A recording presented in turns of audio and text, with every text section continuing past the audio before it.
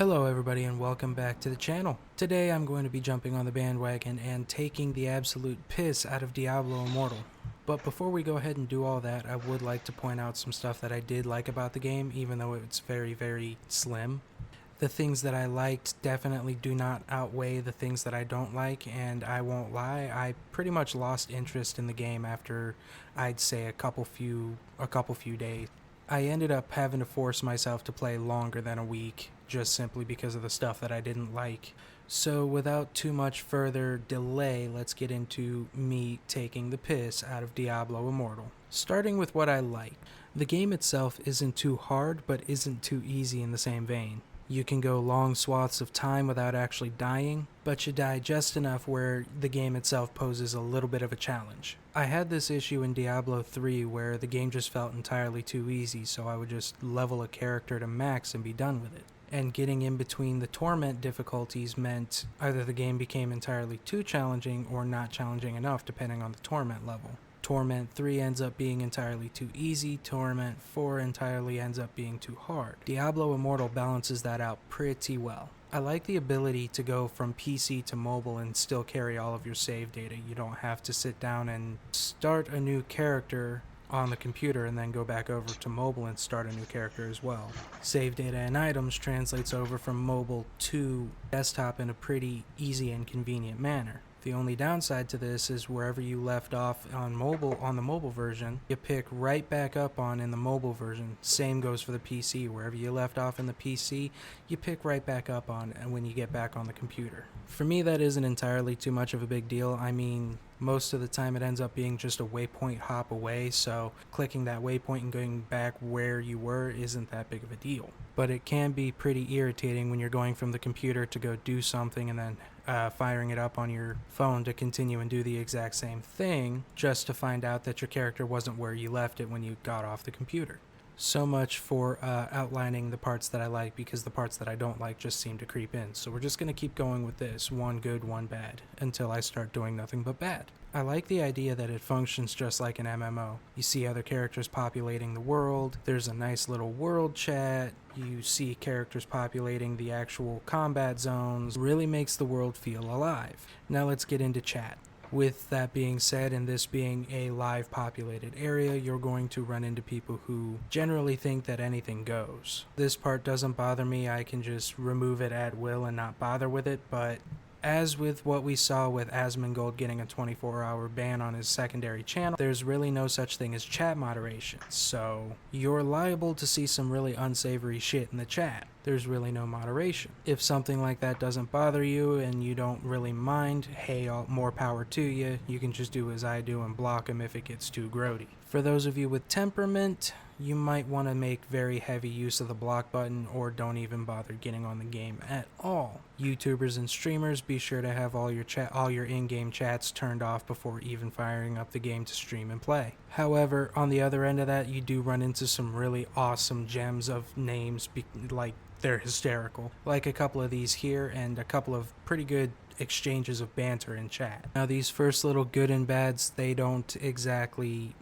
pose that big of an issue. The elephant in the room would be those microtransactions that everybody hates. These are almost completely predatory in nature due to the fact of how much money you actually have to spend to max out a character. I've been poring over articles just after I've stopped playing the game, and apparently it could take up to $110,000 to max out a character just off the rough math of another player. And there was yet another streamer who dumped about $10,000 into the microtransaction loot boxes, only for those loot boxes to turn up nothing. No legendary gems, none of it. And how early they introduced this microtransaction system in the actual base game is relatively ridiculous. The moment you get to Westmarch is when you get to see system of microtransactions take place. What you end up doing is you end up going through an Elder Rift as a tutorial, and that gives you your first legendary gem. The game then points out that you can sit there and open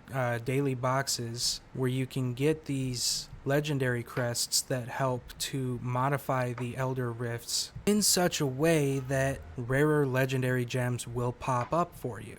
And of course they point you over to their microtransaction store so that you can go buy more of these legendary crests. Now, you might be thinking, well, why would I just go out and buy legendary crests if they're going to give me a crest in a daily box? For starters, it's not confirmed if you always get a legendary crest of some sort. I didn't see that personally. Secondarily, the chance of getting a 4 or 5 star legendary crest is roughly 0.08% if I remember correctly. I will double check that and post it up in the video itself. The chances are still extremely low, almost shoehorning you entirely into buying a bunch of these legendary crests just to see if you can get the gems to max your character. And of course, there's also microtransactions for specialty skins and microtransactions for materials to craft and microtransactions out the ass. The game itself is predatory in nature and was created entirely to prey off your love for the Diablo franchise as a whole. That being said, play the game as casually as you can. Don't bother trying to go for gold in this game, and you'll have more of an enjoyable time. But if you are that type of person who has to max out every character,